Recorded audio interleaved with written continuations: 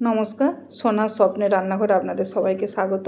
আজ আমি সয়াবিনের একটা খুব সুন্দর রেসিপি সয়া টিক্কা মশলা আপনাদের সাথে শেয়ার করেছি, যেটা রুটি, লুচি, পরোটা, পোলাও, ফ্রায়েড রাইস সকলের সঙ্গেই খেতে ভীষণই ভালো লাগে।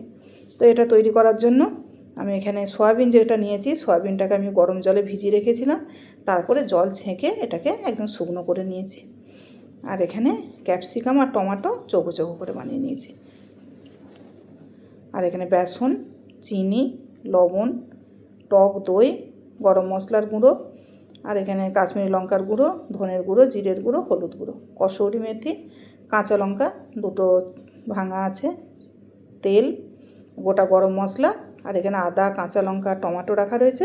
মিক্সিতে এটাকে পেস্ট করে নেব। এবার আমি সয়াবিনটাকে ম্যারিনেট করে নেব। সেই জন্য যে টক দইটা নিয়েছিলাম, টক দইটা দিয়ে দিলাম।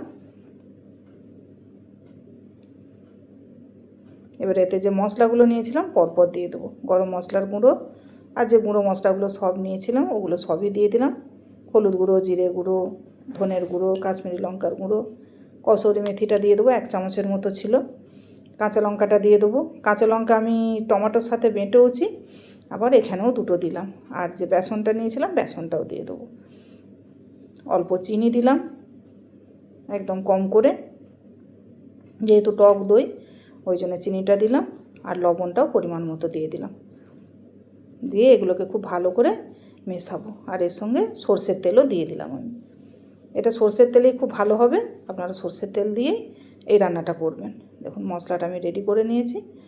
এবারে সয়াবিনটা দিয়ে দেবো, আর ক্যাপসিকাম আর টমেটো এটাও দিয়ে দেবো। দিয়ে খুব ভালো করে, এটা আপনারা চামচে করেও মাখাতে পারেন, তো আমি হাতে করেই বেশি কমফোর্টেবল, সেই জন্য আমি হাতে করেই মাখিয়ে নিলাম। খুব ভালো করে মশলার সঙ্গে এটাকে মিশিয়ে নেব। দেখুন কিভাবে মেশানো হয়েছে। এবার এটাকে ঢাকা দিয়ে আমি প্রায় 10 থেকে 12 মিনিট আমি এটাকে রেখে দেবো। তারপরে এখন কড়াতে তেল দিয়েছি, তেল দিয়ে অল্প একটু হিং আর যে গোটা গরম মশলাটা ফোড়নের জন্য নিয়েছিলাম ওটা দিয়ে দেবো। দিয়ে কম আঁচে এটাকে ভালো করে ভেজে নেব। ভেজে নিয়ে যে টমেটো, আদা, কাঁচা লঙ্কা পেস্ট করেছিলাম ওইটা দিয়ে দেবো। দিয়ে এটাকে আমি একটু ভালো করে তেল ছাড়া পর্যন্ত কষিয়ে নেব। দেখুন তেল ছেড়ে এসছে। এবারে যে ম্যারিনেট করা সয়াবিনটা ছিল সয়াবিনটা দিয়ে দেবো।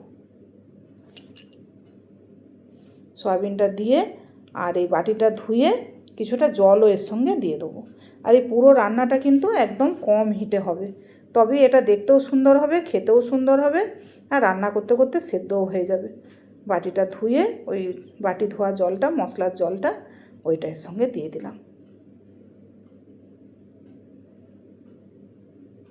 দিয়ে নাড়াচাড়া করে আমি এটাকে ঢাকা দিয়ে দেবো। একদম কম আঁচে 10 মিনিট রান্না করব আমি। দেখুন 10 মিনিট রান্না করেছি। 10 মিনিটে কত সুন্দর দেখতে হয়েছে, একদম কষানো হয়ে গেছে, তেল ছেড়ে এসছে, দেখতে কত ভালো হয়েছে। তো এটাকে আমি আরও কিছুক্ষণ রান্না করব, মানে এক্ষুনি যে বন্ধ করে দেবো এটা নয়। এর উপরে আমি এবার একটু ধনেপাতা দিয়ে দেবো। ধনেপাতাটা তখন আমার দেখানো হয়নি। একটু ধনেপাতা দিলে আরও টেস্ট হয়, একটা সুন্দর ফ্লেভারও আসে, সেই জন্য একটু ধনেপাতাও দিলাম। ধনেপাতা দিয়ে এটাকে আমি আরও একটু কিছুক্ষণ রান্না করে নেব, 5-7 মিনিট আরও রান্না করে নেব। দেখুন প্রায় 5 মিনিট পর রান্না আমার কমপ্লিট হয়ে গেছে। দেখতেই পাচ্ছেন কত সুন্দর হয়েছে, গ্রেভিও খুব ঘন হয়ে গেছে। তো এতে যদি আপনারা একটু বেশি গ্রেভি চান তাহলে একটু জল দিয়ে আরও একবার ঢাকা দিয়ে ফুটিয়ে নেবেন। তবে এই রকমটা রাখলেই আমার মনে হয় রুটি, লুচি বা পরোটা বা অন্য ফ্রাইড রাইস বা যার সঙ্গেই খেতে চাইবেন ঠিক এরকম একটা গ্রেভি থাকলেই খেতে ভালো লাগবে। তো এবার আমি আর বেশি ফোটাবো না। দেখুন কত সুন্দর দেখতে হয়েছে, দেখুন তেলও ছেড়ে এসছে, দেখতে খুবই ভালো লাগছে। আর এই রকম একটা ঠিক ভাবটা এই রকম রাখতে হবে, মানে এই রকম একটা ঘন ভাবটা রাখতে হবে।